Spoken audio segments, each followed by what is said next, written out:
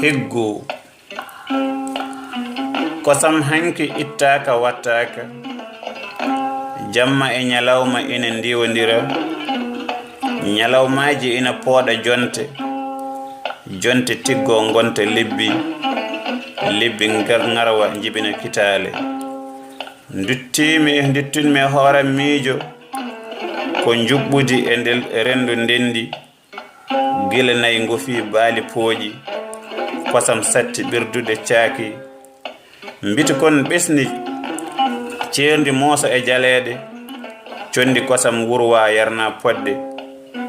hiisa yamiri yo jurti ndiyam ha selba jidmi ko paamon ko heewi koko dirti jamanu wayli yontande nde dawa gilli heddi aste bulli funti e nder beeli fenande be paggi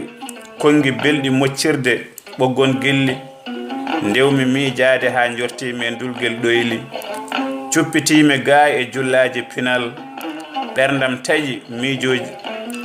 miijimi jango pellitmi timoyde mbele modo faama nde najore kabbiten batayel ceede beddimi ndaw kawis ndaw haala kami suusa haalde ceede penata kono wi'a ko moƴƴani o higgu so hirdi ni moƴƴani saret gawje puccu bakkere so daasama hela so daasaka yahata gilli hande nande koye mbeelu e nder higgu pawmi felore koye ceerno yontande